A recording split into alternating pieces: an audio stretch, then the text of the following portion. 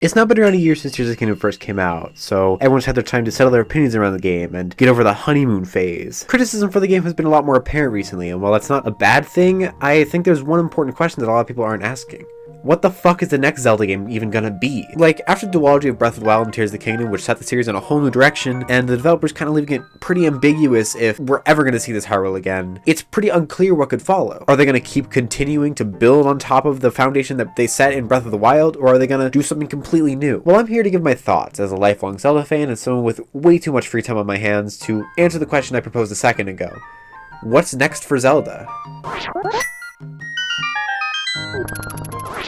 Breath of the Wild puts the series in the most open and non-linear structure the series had ever seen up until that point, with Tears of the Kingdom following right behind it. Being able to just rush to the final boss and do anything in any order was practically unseen in the AAA space at that point. You've probably heard this before, but the developers of Breath of the Wild really wanted to bring the series back to the openness of the first game, where you could just do any dungeon in any order if you really wanted to, and basically the entire world was open to you right from the get-go. This is the core of what makes Breath of the Wild and Tears of the Kingdom really stand out among other titles in the series. Tears of the Kingdom really pushed the whole player freedom thing with the Ultra Hand ability. There was an interview that I cannot for the life of me find, but the developers behind Breath of the Wild and Tears of the Kingdom saw what people were making in Breath of the Wild and showing off their creations, and they just said, hey, let's just build more onto that, and made it the most intuitive building mechanic I've ever seen in a game. Breath of the Wild also introduced weapon degradation, which wasn't a hit for everyone. Me personally, I am a weapon durability defender for life, but nonetheless, Tears of the Kingdom really improved on that system tenfold. With the new fuse ability, they practically added a whole new cycle to combat, which is get a weapon, fuse something to it, kill an enemy, get a new fuse material, and repeat. This was kind of needed, as a lot of the time in Breath of the Wild, when you would go to kill an enemy, they usually wouldn't have like a really stronger weapon, especially in the end game. This video is turning into Tears of the Kingdom review. Let's bring it back a bit. What are they going to keep for the next game? Now, I feel it's a no-brainer to keep the open world. The fact that you could just look somewhere and go there was a massive deal in these games, and getting rid of that would be,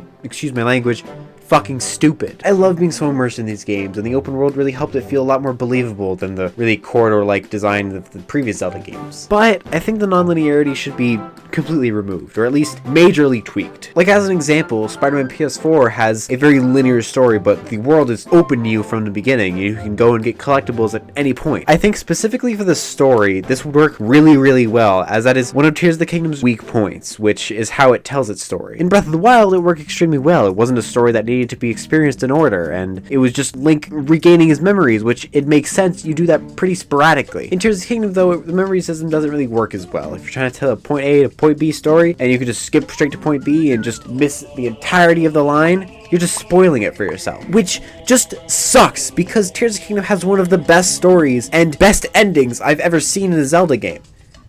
How did they fuck it up this badly? I think if they want to keep telling stories like this, linear is the way to go. I don't think the memory system will work for a third game. Now, the setting for what comes next is also pretty up in the air, if it'll be these same characters again or an entirely new Hyrule. The developers said that if they got any more new ideas, they could possibly return to this Hyrule. But if I'm being completely honest, as much as I love these characters and specifically Link and Zelda's relationship, I think they should be done with this Hyrule. Like, in what way would they be able to add even more onto this Hyrule?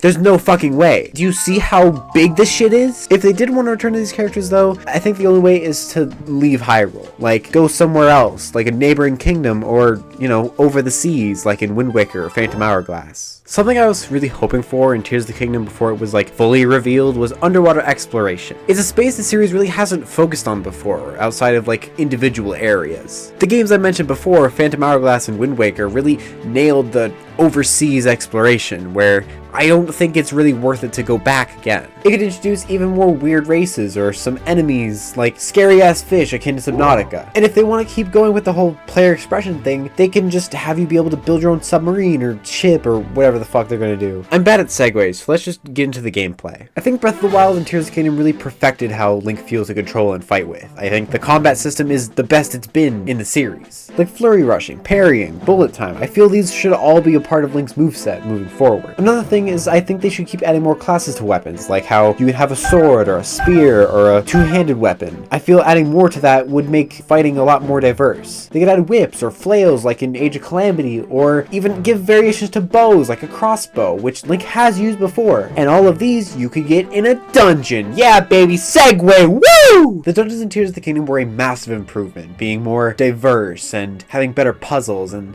it's really not a high bar to be better than the ones in Breath of the Wild. Tears of the Kingdom still insisted on having you go to 4 or 5 points on the map. Like, oh my god. I get they wanted to keep them open to really engrave that thought of like, I can do anything, but ooh, they really overstepped. Don't get me wrong, I love the dungeons in Tears of the Kingdom, but the more I thought about it, these are just Breath of the Wild's dungeons in a new coat of paint. It's a pretty good coat of paint, I'll give them that much. The main thing these dungeons lack, which I feel is pretty crucial to having a good Zelda dungeon, is cohesion. Fire Temple nearly got there. Y'all were so close with like all the rails and shit. But like, do you really have to do the 5 points again? Like, it was so fun when I was doing everything that I was supposed to do and not skipping every puzzle, because we know damn well that's what most people did on their first playthroughs. To have a really good Zelda dungeon, you need to have interconnected puzzles, something that makes you kind of rethink how you're approaching the dungeon, not just small isolated puzzles like in Tears of the Kingdom. Hell, I'd even argue that these dungeons are worse than the Divine Beasts in that regard. This sentence feels like a death wish somehow. The Divine Beast, with all the problems they have, really felt a lot more dynamic, like you were really interacting with the entire dungeon, and you had to kind of maneuver your way around it, which is really ironic considering they all look the same.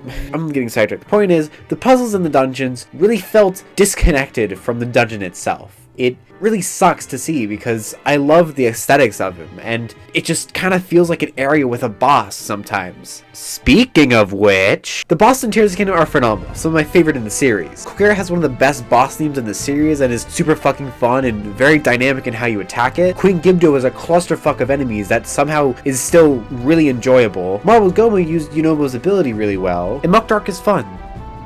That's really all I can say about that guy, honestly. Now, all these bosses have one thing in common that I really love. They're all based on either previous Zelda bosses or already existing enemies. Kogera is just a version of a Mulgara from Wind Waker. Queen Gibdo is just, well, a Gibdo. Marble Goma is just Goma from Ocarina, which you should all know at this point. And Mukdorok is a fucked up Octorok. I think this is a fantastic way to make new bosses, having somewhat familiar designs and names, but also really breathing new life into them. I mean, it's not entirely a new thing either. Minish Cap did this, where having regular enemies be these gigantic bosses because you are very tiny. I'm sure there are other examples too that I'm just blanking on. Also, please bring back Dark Nuts. I was pleading about this my last time I talked about Zelda speculation. Dude, wouldn't it be so cool to have your ass kicked by a Dark Nut? With this combat system, it'd be like a Ganondorf fight, but like, really cool.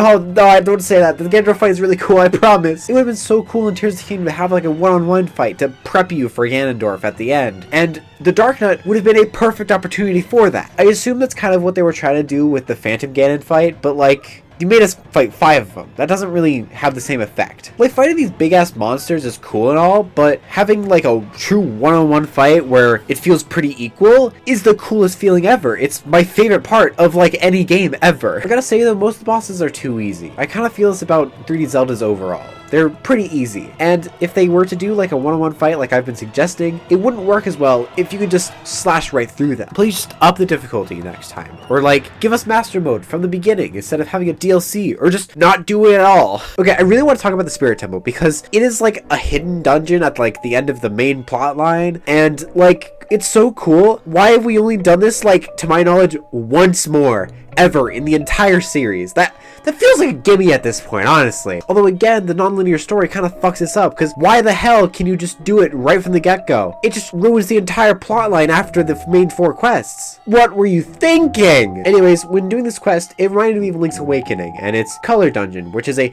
completely optional dungeon where at the end you can get like a tunic to give you up defense or up attack. I love shit like this. Like, imagine exploring and you just stumble across a big-ass dungeon and it just serves as like a means to a cool reward. Like the Earthquake, fucking, what is it called? The Earthquake something? The Yiga thing. It's the coolest shit ever, I'll tell you that. And I think the closest Tears of the Kingdom got to that was the new caves. The caves are one of the most underappreciated new features of this game. I feel they added a lot more depth to the main layer of Hyrule. And even then, I think there was incredibly missed potential with having like really sprawling cave systems that can like link to main locations. On that note, I think that's all I've got. It's incredibly unrealistic to expect that I've basically predicted everything that Zelda team's ever gonna do. Like, they're not gonna do all this shit. Like, they could very easily just not do any of the shit I'm talking about. And they could very easily just not do anything even remotely similar to Tears of the Kingdom and Breath of the Wild. And I think I'd be okay with that. If Zelda wants to continue thriving and be as popular as it is now, which is like the highest popularity it's ever been,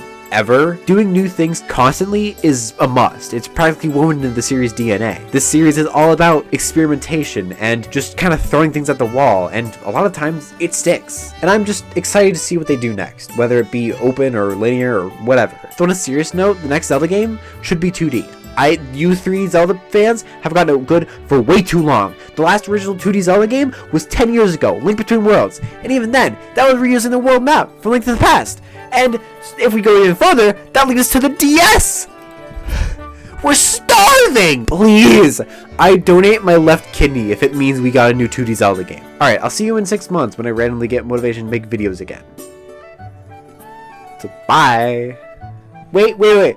Follow my TikTok. I've been making TikToks about games I've beaten this year, which will eventually become a bigger video on this channel. But if you want more content that's more consistent and like it's kind of lower quality, but like if you want more of me, go there. All right, I'll finally get out of your fucking hair. Jesus Christ.